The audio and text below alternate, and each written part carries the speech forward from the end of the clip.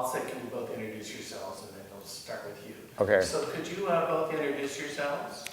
Sure. My name's Ted Rhodes, and I moved to Carpinteria in 1985, but I've been coming up here all my life since the 50s to both Carpinteria and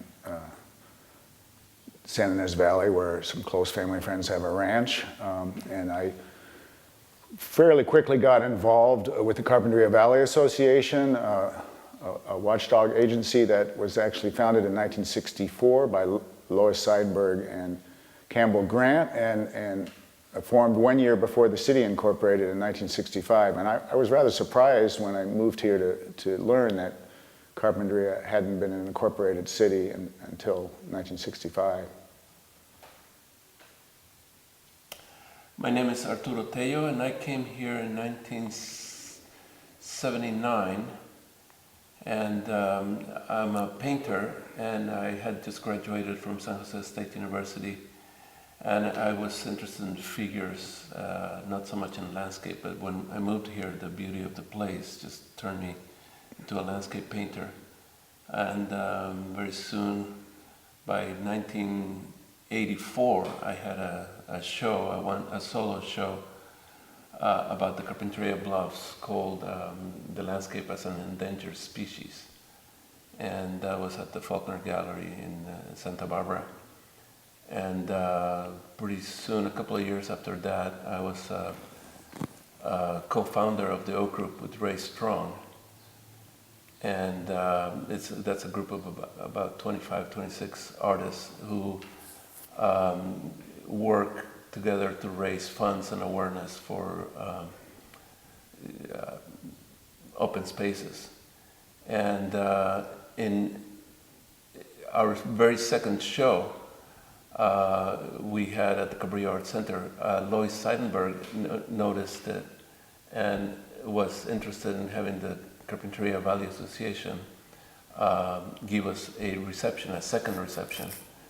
And that's where I met people in the CVA, including Ted, and was my start involvement as a activist here in Carpinteria.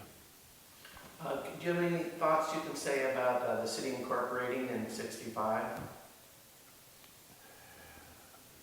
I've heard stories about it. I'm just very glad that they did incorporate, because it is what makes this place very special, that the community has the ability to speak to issues that affect us so directly. I mean, we have a chance to comment on development in the valley and other places, but to have the autonomy to be able to speak to our people in the city council, that has made a huge difference as to how the city has developed or not developed.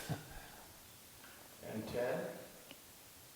Well, I think I already spoke to the, I don't have anything to add to the incorporation. Well, I found it interesting how you said earlier how a lot of the people that, did you say for or against it, then moved out of town afterwards?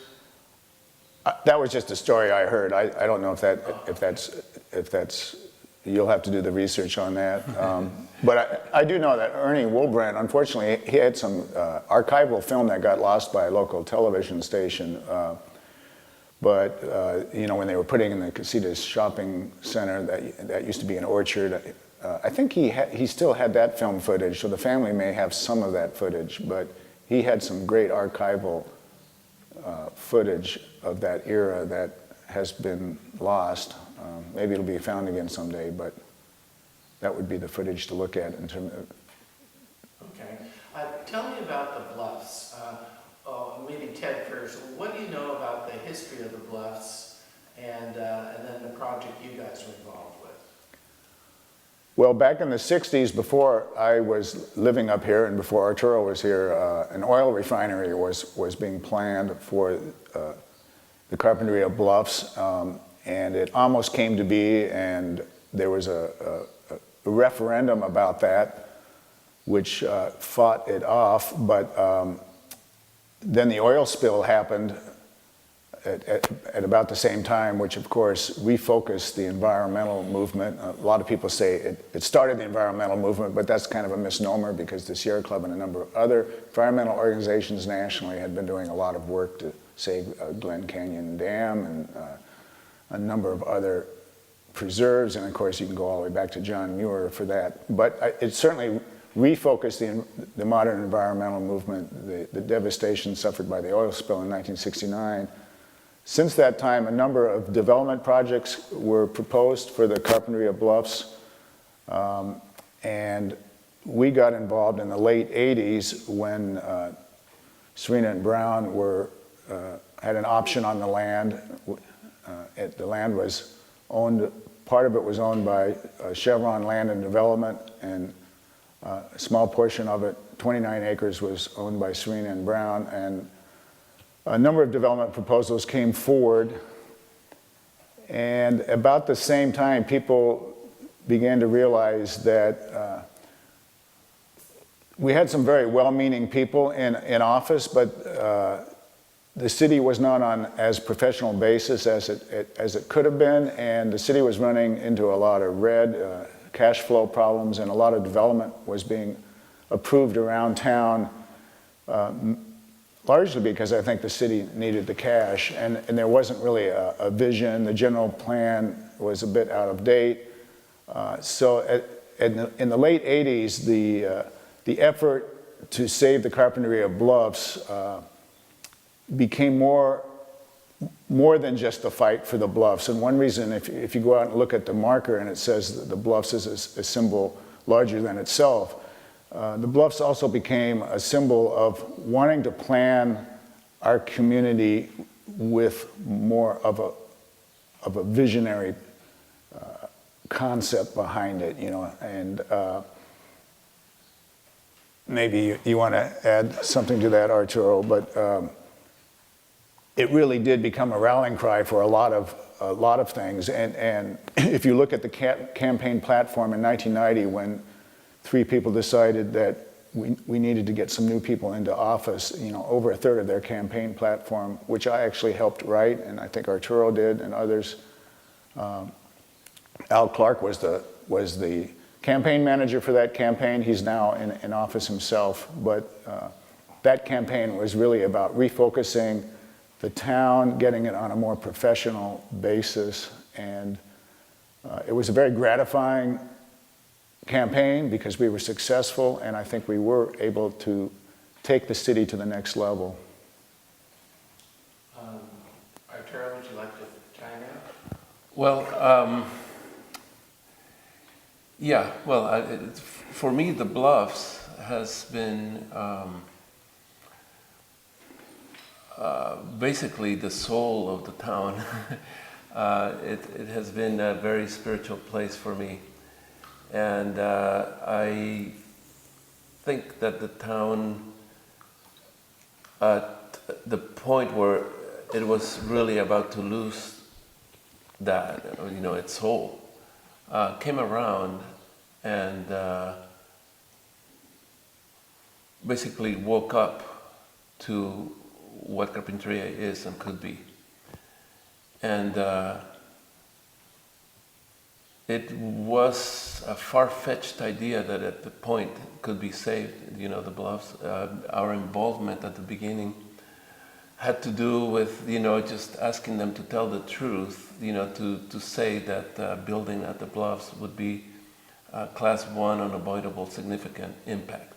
Just that, just say the truth, you know, because they were trying to come in and say, we're going to do this 287 units and hotel room with 150 rooms, and we're going to have 2 gas stations and, you know, a restaurant, but it's not going to affect, it's not going to have any impacts.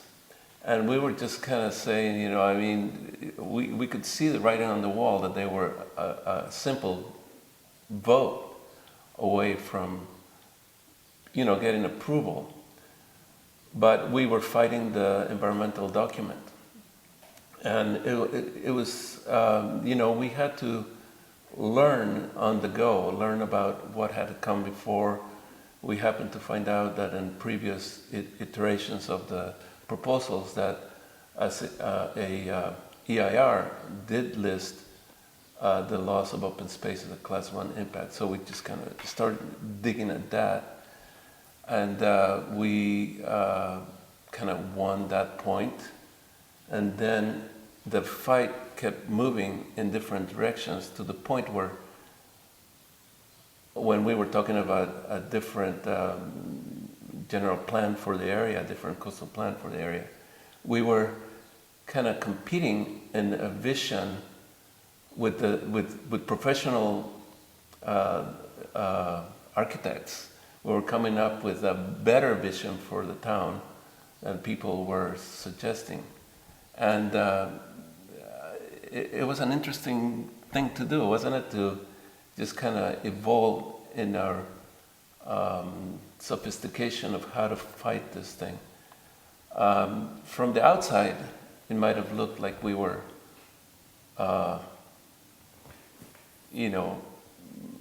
selling out on the idea that, yeah, go ahead and develop it. But what we were doing was saying, man, if you have to develop it, at least, preserve some of the soul of the town, do it right, and this took a lot of time, and through changing the council and stuff, made it possible to finally preserve it. And I was just going to, Sorry. I was blabbing. Well, I want to add something. Yeah, go ahead. For years, the Carpinteria Valley Association, on a number of land use issues, but especially the Bluffs, would just say no, no, no, no to the oil refinery. It's inappropriate. No to this development. No to that development. But at some point, there was the fear that we just couldn't keep doing that, and legally we were running out of options. I think what Arturo was talking about, this process that we dug in and went deeper in the, let me start it, you can edit this, so that's not going in the right direction. For years, the Carpinteria Valley Association would say no to development, especially development at the Bluffs, whether it was an oil refinery that was way out of proportion in terms of health and safety, in terms of what this town would want to have here, a number of development projects with commercial and residential and visitor-serving uses. We were always standing up and bringing people forward to say no. In the 90s, around 1996, we worked on a revision of the local coastal plan, an amendment, and at that time, we had a team of about 10 people, and we put together a plan that was not just saying no, but was saying if we do have to develop the Bluffs and see some development there, this would be the most beneficial. And we painted a picture that was very professional, but also very creative in terms of trying to find a solution, whether it was through transfer development rights or other ways of trying to negotiate as much open space as possible. And I think that so laid the groundwork for a sense of compromise. And Arturo was talking about that, and maybe some people would read that as selling out, but we saw it as really trying to be as creative as possible to save as much of the Carpinteria Bluffs as we could. And I think as a result of that, when we were given the opportunity in 1998 to purchase the Bluffs, and maybe we were, no pun intended, maybe they were calling our bluff thinking we couldn't do this. But I think because we had introduced that sense of compromise and our willingness to look at it from a lot of different directions, I think we were able to build a really large donor base because people saw that we were really genuine in our efforts. How did it come about? That was even more long-winded than yours. How did it come about that there was the opportunity to buy the Bluffs? Did the property owner say, well, okay, we'll let you buy it? Well, we had several acquisition efforts. In the early 90s, there was an acquisition committee headed up by Roxy Lapidus, who's the daughter of Campbell Grant, the founder of the CVA, and we had a number of people from the chamber and from the CVA and from people in the community on that. But we didn't have a willing seller, and that idea kind of went away. But if you look at the campaign platform in 1990, public acquisition of the Carpinteria Bluffs was part of that platform. So the idea had been sitting there for a while. At a pivotal city council meeting in 1996, when Gary Nielsen made an important swing vote, and a development proposal for the Bluffs was again voted down. A number of people there, including Dorothy Campbell and Vera Benson, brought this idea forth again about buying the Bluffs. Why don't we buy the Bluffs? And out of that enthusiasm, it was decided to form a group called Citizens for the Carpinteria Bluffs and form a 501c3. And that the initial officers of that, I believe, were Dorothy Campbell, Susan Allen, Sally Green. I've got them written down here, but I can't remember them all. Vera was part of that, and Betty Stein was the treasurer, and Betty Stein remained in that position all the way through the Bluffs acquisition. Those of us that were really politically involved in the Bluffs fight for a number of years, Arturo and myself and others, we initially stayed in the background because we thought we were the wrong people to be raising money. But as it turns out, the people that are most articulate, most passionate about something are the ones that can raise the most awareness and let me say that again. The people that are most articulate about something are often the most successful fundraisers, and eventually I was persuaded to become president of Citizens for the Carpinteria Bluffs and really head up that effort with a huge number of other people, including Arturo with the artists and friends from Kate School who really knew how to fundraise, and of course Dorothy Campbell who knew how to fundraise, Terry and Sally Eagle from the Kate School, Christy Boyd who headed up a huge grassroots effort.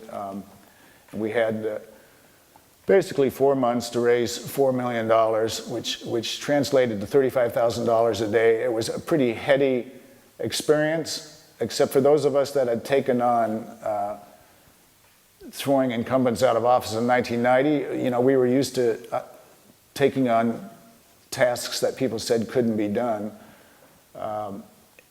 I did have this kind of reality check when I was at the Lou Grant Parent-Child Workshop auction that fall, and they were trying to raise, I think they were hoping to raise $20,000 or something that afternoon, and they had, well, I should wait for this train to come by, I guess. I think they were hoping to raise $20,000 or $25,000 that afternoon, and I was standing there going, I have to raise even more of that every day between now and Christmas, and that was sort of a startling realization. And in fact, we had to raise more than $4 million because we pledged to raise a $500,000 endowment fund, so we actually ended up raising $4.65 million. And we were, as most people know, we were successful in saving the Carpinteria Bluffs. At least 51 acres of it we're still hoping to acquire the other 29 acres, but that's somewhere off in the future. And was it Ralph Brown and Frank Serena that capitulated and said you can buy it if you pay so-and-so, or tell me? No. So a little bit on the background, I just remember something that it is pretty interesting that a nephew of Ralph Brown, Jonathan Brown, was the person who helped us to pay for an appraisal on the first unsuccessful purchase attempt when we were getting serious about approaching the developers to sell it.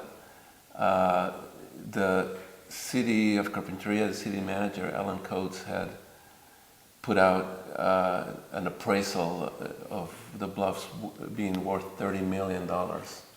So that right there was designed to put a stop to any ideas about buying the Bluffs.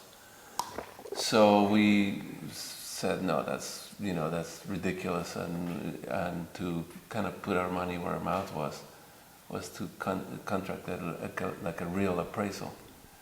I forget exactly, was it 3.5 or was it 5? What was the appraisal that came out?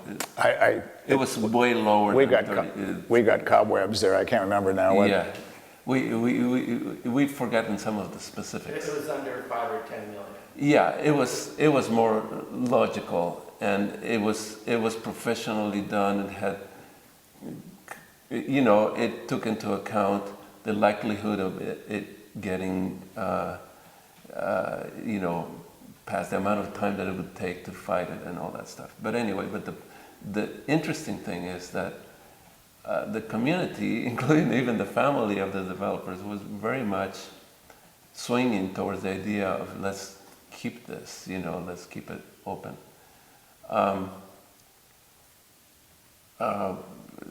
What was the other question that you asked me about? Well, so was there a moment when the developer said, okay? Oh yeah, but by that time, Chevron had sold their portfolio of lands, and it came out that Serena had this option for a long time, but he maybe didn't do the best deal. He thought that he could, so that was why he was under the gun to build so much there, because the option called for a lot of money if he got to build. So Chevron sold to Shea Vickers, a company, and they came in and they tried to see a more realistic scenario of what could go there. But they did a lot of missteps in the community. They had, when they unveiled their plan, they actually did it at the Bluffs, but they had a small stage there, and they invited a few people to make it look like, they were doing this, bringing this idea to the town. But what they did also is they put Pinkerton guards around the Bluffs so that people could not go in there and listen to what they were saying. So it was a staged thing, and what got covered in the press is this faux pas that they did of having the community, the people who were really interested to hear them, being prevented by guards to go there. So they got criticized for being, just not knowing what the town was about. And what Ted was saying before about we were really, we, meaning the citizens and spearheaded by the CBA, we had built up some credibility that we were looking after the best interest of the town in planning wise. So this idea of, I said it at the time in a short little speech, of making the acquisition of the Bluffs possible. It was like a square dance where you needed the 4 Ds. You needed the dreamers, the defenders. By defenders, I mean like the EDC, the lawyers that will stand up for the rules of the environmental rules, the decision makers, and the developers. It's like you cannot, if those are not working together to make something happen, it's not going to happen. And since the Shea Vickers they had no dog in the fight, they were not invested that, we have to do this no matter what, the way the local developers were. They saw that it would be best to get a pile of money where they could go and develop somewhere else, which at the time was a good time for doing that. And so they were happy to work with us, but there was an element of, there's a time limit, and if you don't come up with the funds, then we're going to go forward with our plan, which was an incredible amount of business park there. So they did. And I want to add, I want to at some point add some stuff here, but Well, Go one thing ahead. I want to get to is, what did they say, if the town could come up with how much money by so-and-so you could buy it? Well, we negotiate. I mean, if I can, Yeah. I mean, the land trust, the citizens for the Carpinteria Bluffs, we decided we could not do this by ourselves. We needed a partner, the Land Trust for Santa Barbara County, which is one of the oldest land trusts in the country, and David Anderson, who was with them, negotiated a deal with Shea Vickers for $3.95 million. And then the Land Trust partnered with us and brought us a lot of credibility. However, we did surprise the Land Trust a little bit by bringing some key people on board. We actually built up a huge donor base and raised the lion's share of the money. When all was said and done, the property actually, for a year or two, was owned by the Land Trust before it was turned over to the city. We did a kind of brought a cutting edge concept at the time, which was a conservation easement on what was going to become public land. Conservation easements are usually done on private land with a nonprofit, but we turned this property over to the city with a conservation easement that the Land Trust holds. And the endowment money that we raised, we also gave to the Land Trust, and they now maintain that. I did want to talk about something that I think people forget about, but in our fight over the years on the Bluffs and other issues, we also brought a lot of humor to the engagement, and I think that communicated. Humor is a good way of communicating, and music. And Arturo once sang, "It's a small town after all," at a city council meeting. We hung 5,000 toy cars behind the planning commissioner one evening because a development proposal for the Bluffs was going to generate 5,000 daily car trips.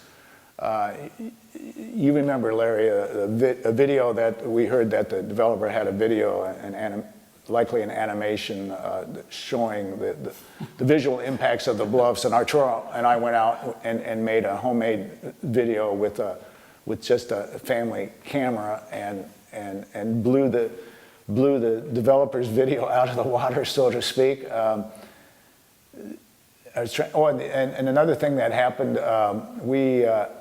the developers used to say that the Bluffs was just a dumping area, and there was a lot of kinds of construction debris out there. And matter of fact, they went to the Coastal Commission and made this claim, and the Coastal Commission was buying into this until they saw some of the images we showed that the Bluffs was actually a very beautiful place. But one time we were out there doing a cleanup, and we came across some trash, and we looked at the address on this trash, and it was the son of the police chief of Carpinteria, and it took only one phone call to get that cleaned up. So it turns out that some people were, I think, dumping out there just because they wanted to support this argument that it was a dumping area, but in fact, as Arturo has said over the years, it's a beautiful place. And we have this joke now that I say one of the greatest untold stories about the Bluffs is the role artists played in it. But unfortunately, I've told this story so many times now that I guess you could say it's the most told untold story. But in fact, the artists back in the late 80s, what was it, 87 or 88, they went out and raised a number of signatures, I think 3,000 signatures opposing a project. But what I found, you asked me earlier about what the Bluffs meant to me, and when I came here, the Bluffs was being used informally by the community as a source of active and passive recreation, but people took it for granted, and as with so many special places, people just, they take them for granted and don't realize till it's too late, and often lose places like that to development. I've lost my train of thought here, sorry. When you first came here? God, I just went right out the window. This is early morning. Piggyback on that. When we speak about the Bluffs, we talk about it as if it was a fight, you know, us versus them and stuff. And in fact, it was a fight. But that was then, you know. It's what happened was after it was all said and done, a lot of our supporters were people who at the time might have favored development at the time of the quote-unquote fight. But at the end, the town did come together, and there's many instances of people who we remember going and talking for development, for the developer. They had a group of people, of senior citizens that they would, you know, treat to cocktails and whatnot, and they would come and speak. You would see them enjoying the Bluffs and actually being grateful that now they were going to remain preserved forever. So it was a fight that the whole town won. You know, it wasn't like, okay, there's a side of the losers and the side of the winners. It was like I mentioned earlier, and I will keep mentioning, it was like the soul of the town remained and will remain in perpetuity, you know, unless too many things happen around it that diminish its value, which could happen, you know. I remember my thought, sorry. This had to do with the artists. Yeah, when I came here, the Bluffs was being used informally by the community as a place to fly a kite, to hike, to go down to the beach. It was used for passive and active recreation, but very much taken for granted. And what the artists brought to the conversation, and especially the artists in the Oak Group, was to articulate that in a way that really resonated with people. And you know, at these hearings, the developer would put up his latest proposal on one side of the room, and very often Arturo would put up an easel on the other side of the room and talk about open space. This is real open space, because developers always talk about the open space they're going to create in their development, and we would keep reminding people, no, you're not creating open space. Open space is already out there. But seeing something about seeing it in an image, it's not a coincidence that one of Arturo's images became the image that we use in the Bluffs, and you can see on my shirt here. As we got into the mid-90s with a city council that was very much in favor of saving the Carpinteria Bluffs, you might on any night come in and even see a city council member wearing a sweatshirt or a t-shirt that they probably bought from Betty or Jim Stein at the farmer's market. But these were seen all over town, as were the deeds that we generated, that Whitney Abbott designed these deeds. And another way that we made the Bluffs such a compelling campaign is people really felt they were buying a little honorary piece of the Bluffs. We divided the Bluffs up into acreage and footage, and people really scrambled to get these honorary deeds. They had to stretch. I think the lowest one was $174, not your usual generic numbers, 50, 100, 150. And you'd go around town and you might go into the Samson Clinic and you'd see that all the back office people had chipped together and gotten a deed, and they were proudly hanging it in their office. So that's another aspect of our campaign, and how artists played an important role in it. Great. Way too much detail for you. Stand by. So I was asking about your involvement in the new direction of the new council in about 90, yeah? Well, I mean, Ted will tell you all about the campaign and all about that. He was way more involved. Just yesterday, he left some of the brochures here, and I read their brochure, and I was so impressed and so proud of them for having thought that way back then and for having followed through. And the one thing that you might be, you know, familiar with and just so used to, and people are so used to now, to seeing the hearings on television and keeping up with the council and the city's business that way.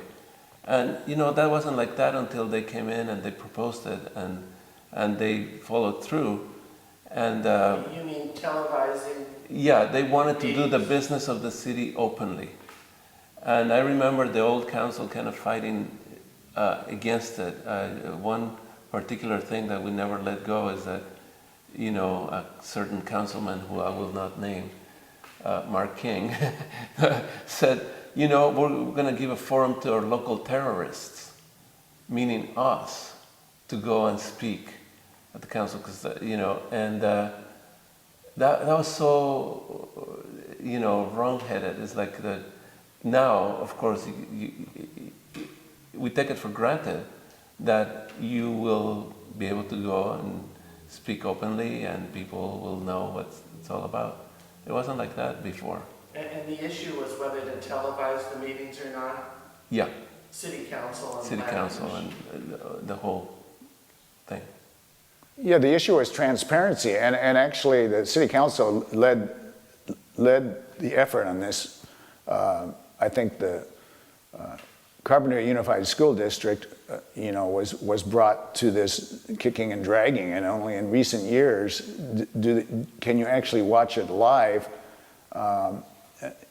Even a few years ago, it was just a delayed broadcast, which when you think of the constituency of the school board, you got people parenting, they can't come to every meeting, so it's really helpful to have live broadcasts, because if you decide you do want to participate, you can get in your car and drive down and still catch the end of the hearing.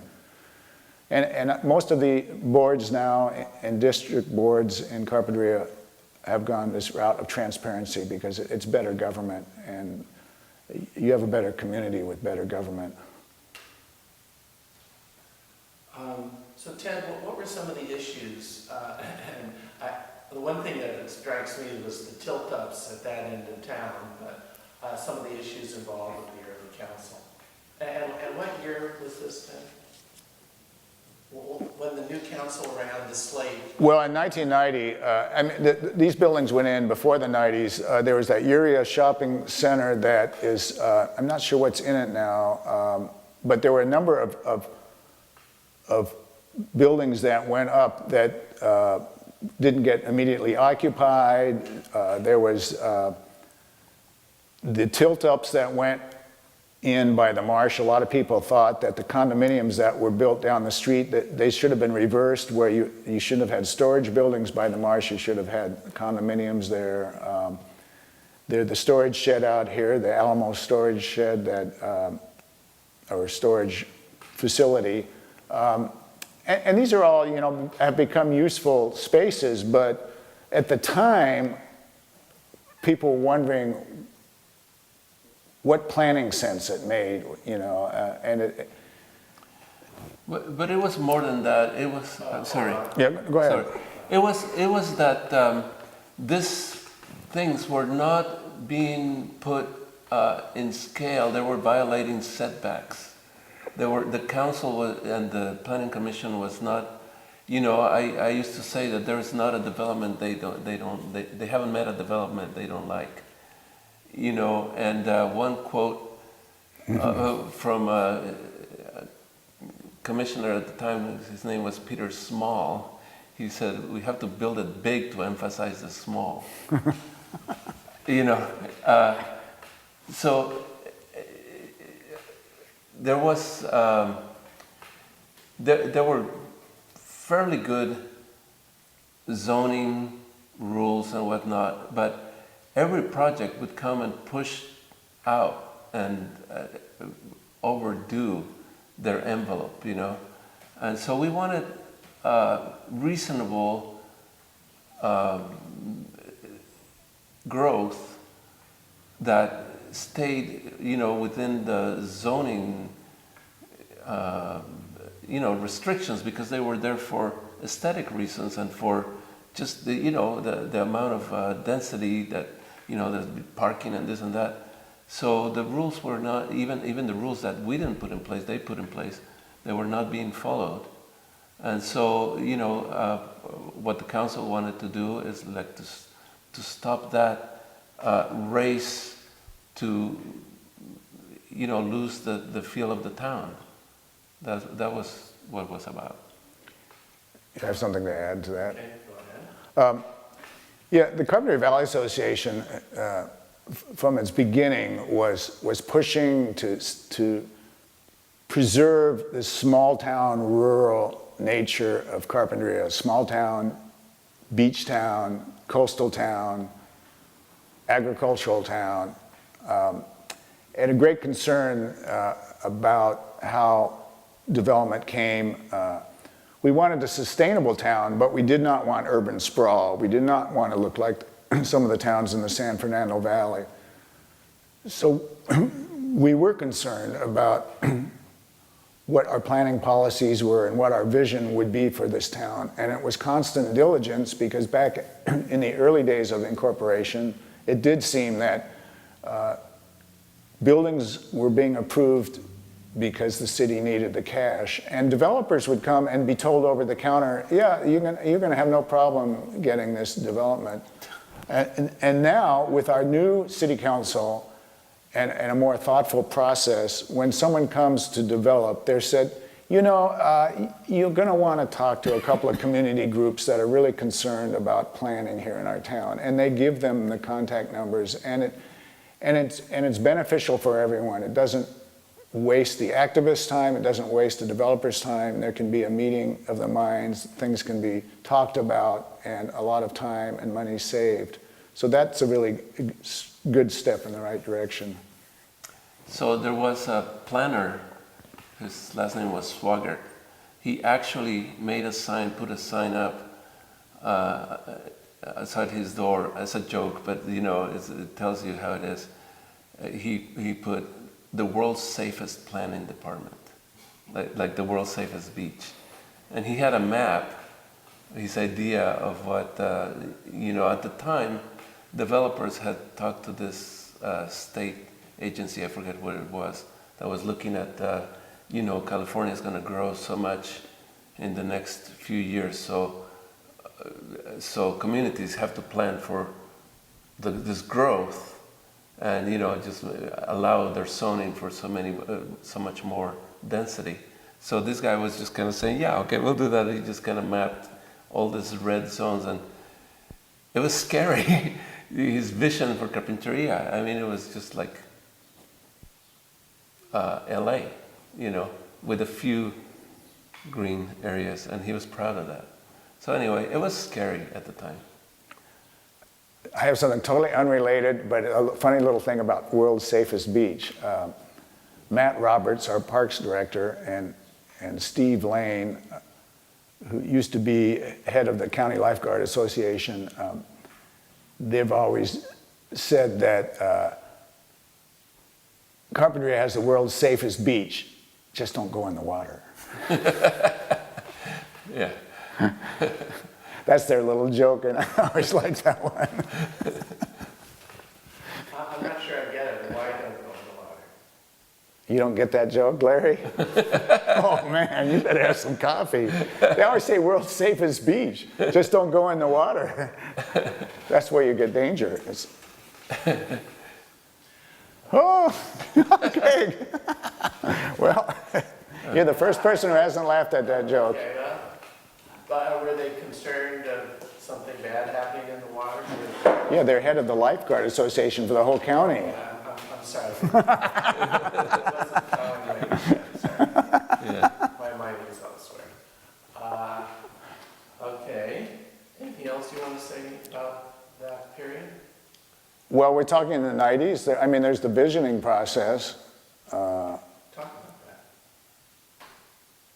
I mean, I think it was in 1996 that the city decided to have a Visioning 2020 workshop, and they gathered a lot of people from the community on a host of issues. I was involved, co-chaired the land use task force with a couple of members of the Chamber of Commerce, and I think a lot of good ideas came forth in that workshop. Some of them have been adopted, like the little shuttle bus that goes around. That seemed to be working at least for a while. I don't know how popular it is these days, but some concepts for the Bluffs and for other parts of town, for the arts, for the environment, for housing. Well, let's see, that was 1996. We're probably getting ready. I think the city may be thinking of doing something similar as it's getting to its 50th anniversary, because that's actually almost 20 years ago we had that visioning process. And then, of course, well, if we get into 2000, that's another, we're still in the, which decade are we in right now? Well, any decade you want.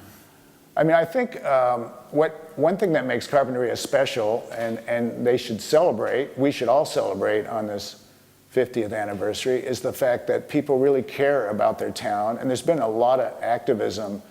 I think back in the day when things were a little bit more contentious, someone wrote a letter to the Carpinteria Herald saying that the new Ledbetter Jordan Stein administration and that's the city during those early days was being run by 50 activists, and they meant that as an insult. But anyone that has been in a community, if you have 2 or 3 activists, and I'm using the word activist in the good sense of someone who can make change happen in a positive way, you know, they were actually honoring Carpinteria, because I think we do in fact have 50 activists, and we are the town that has inspired other towns. We took on a local oil company in recent years that tried to skate around local planning efforts, and the city opposed it, and we opposed it, and we mounted a huge campaign that I co-chaired with the former mayor of Carpinteria, Donna Jordan. That successful effort inspired a group of people in Hermosa Beach who were faced with a much more of a done deal situation, where a city council in Hermosa Beach had approved oil development right in the middle of their city, and it looked like it was totally a done deal. And they came up and talked to us, and we encouraged them not to give up. And just a couple of weeks ago, they successfully won at the ballot box with the same kind of numbers we did in 2010, like something in the order of 70% to 30%. And we wrote them congratulatory letters, and they wrote us back saying that we had inspired them to not give up and to seek creative solutions. And I think things that we have done in Carpinteria here have inspired other people. We don't have all the answers, but I think that we're willing to really fight for what we believe in, and some of our, especially our land use causes, have inspired other little towns to follow their dreams. And so it sounds cliche, but we are the little town that could. We are the little town with big dreams. We said that during the Bluffs fight. But we have, in fact, been able to be in the position to encourage other people to do that. And that's very fulfilling. To that, I want to add, see if I get it right, is a Margaret Mead quote: "Never doubt that a small, committed group of thoughtful individuals can change the world. In fact, it's the only thing that ever has." Could you say that again? I don't know. Just allow your voice drops. Oh, okay. Never doubt that a small group of committed, thoughtful individuals can change the world. In fact, it's the only thing that ever has. And who said that? Margaret Mead. I'll get you, Ted. Hold on. Yeah, you know, one thing I like about being involved in the community here in Carpinteria and being involved in some of the political campaigns and struggles is that we're a microcosm of the nation. We have all of the same kind of issues and problems that arise, but we're on a first name basis. And I found it very gratifying to help bring some change, even if it's a tiny bit of change, to this community in ways that have integrity. And we don't have to take our direction from national politics, where it's the norm to lie about people and to do smear campaigns. I I felt that we have run very honorable campaigns here in Carpinteria, and I have this idea that it's the small towns that can lead this country, much as Arturo was talking about the Margaret Mead quote, one person can make a difference, and one small town, I think, can make a difference. Could you talk a bit about the oil spill, 69, 68, is it 68? I think 60, yeah. The oil spill causing the Coastal Commission, which caused the concern for oil development, which made us nervous about Paradigm. Kind of the history. Well, yeah, I mean, there's people that were here, like Vera Benson, that really experienced, you know, the... You think that's a question for Vera? Well, I'm saying she experienced, I'm not sure of making all the connections, but we weren't here for 69, but... You know that. Well, I thought that was part of the motivation. Sorry. Well, the person who started CBA, Lois Seidenberg, she also started the GOO, Get Oil Out, along with other Santa Barbara people. Was she a Carpinteria? Bud Bottoms. Yeah, she certainly was. As a matter of fact, she was a very important kind of Carpinteria in the impact she had. You know, I mean, because we trace our activism back to her, and she was quite a character that should be celebrated. We go celebrate her at the Bluffs sunrise every year. Just say hi to her. There's a Lois Seidenberg Overlook named at the Bluffs.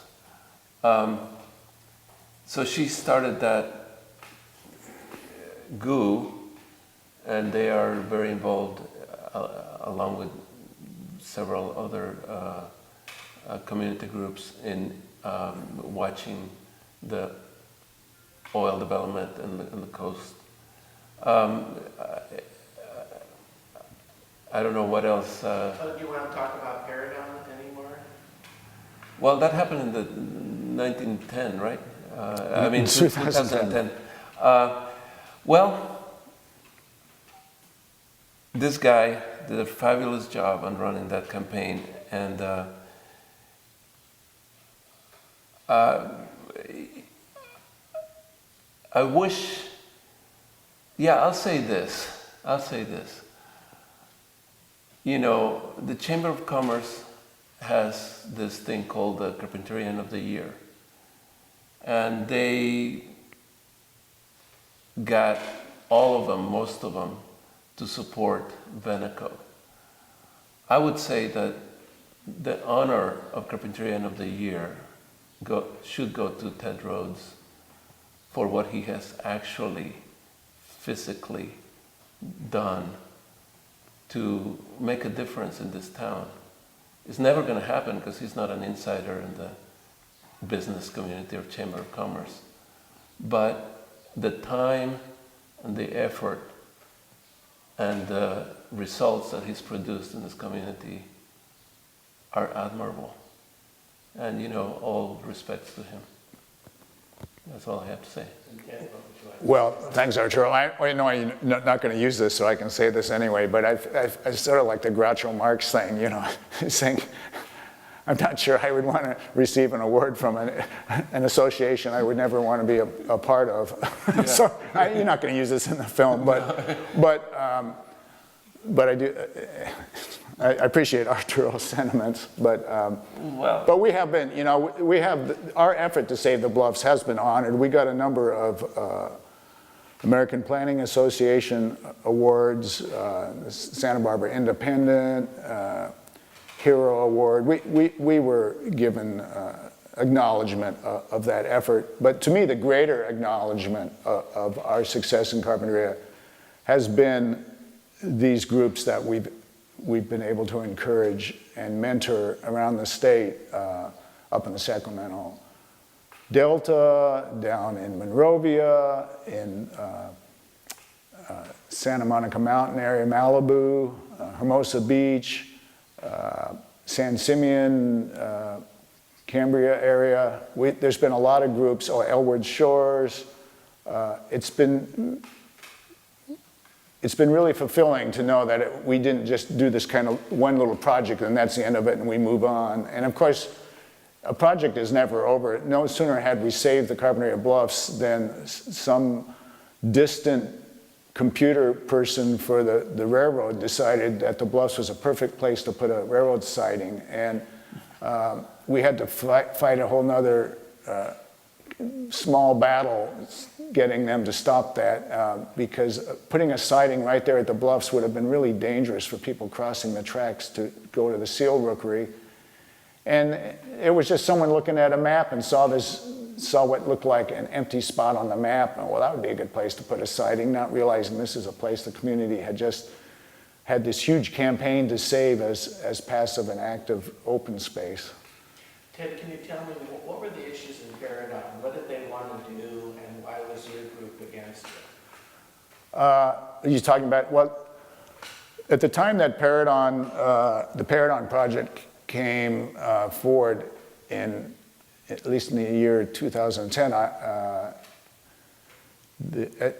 my involvement with the Citizens for the Carpinteria Bluffs, we did take a stand on that, but it wasn't, it was just taking vocally endorsing the effort to stop this initiative, but I did not have my hat on as the Citizens for the Carpinteria Bluffs. I took on the role of chairing a political action committee on Measure J. And what was Measure J? Measure J was an attempt by our local oil company, Veneco, to bypass the local process because we had put into office in 2000, well actually, because we had put into office in 1990 a city council that was very much keepers of the environment. Their strongest suit was and remains today, their concern for land use and planning our community and keeping the small town quality of life here in Carpinteria. Some of the players have changed, but that general concept is still very much in force. And if you look at the project that was being proposed by Veneco, if you have a development project, like back when we were talking about the Bluffs, we were talking maybe 3 or 4 or 5 significant impacts. And a significant impact in environmental terms is one that even if you mitigate it, it still remains at a very strong level. You can't mitigate it enough to do away with, for example, a visual impact. If we completely covered this window here that's behind you, that would be a class 1 visual impact. You couldn't see through the window. Now, I could offer as a mitigation a mirror that would go through that door and bounce back so I could see the parking lot, but that's never gonna take away the fact that that window is completely blocked. So that's a class 1 impact.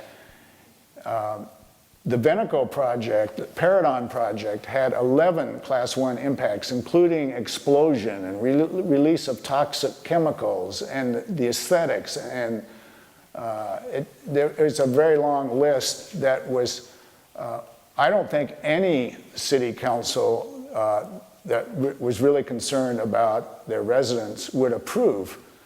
But certainly our city council that we had elected on the premise of environmental consciousness was not going to approve it. And the local oil companies saw that, and they saw a way of getting around it by convincing the public that if they voted for this initiative, the school board could get $5 million or the school system. And we don't need this project to go through local oversight because we have plenty of government agencies that will do that. Well, that argument had a lot of holes in it because the other government agencies are spread all over the state and very little coordination between them. So there's nothing as strong as local oversight. So we were able to build a very strong coalition, not just of people who were in opposition to this particular project, because some of them weren't, but they were offended that the political process was going to be circumvented. And so we built a very strong grassroots case for voting this down. The thing that was too bad was the courts would not rule on this beforehand as unconstitutional, and so it put the community through a huge expense. We had to raise $80,000. We generally don't spend more than $5,000 or $10,000 on a city council race. We had to raise $80,000. Veneco spent at least $800,000, and maybe more. In this day and age, it's harder to track because of the Citizens United decision, but there's nothing like a really strong grassroots campaign. People really feel strongly about this town, and once again, Carpinterians proved they come forward when it really matters.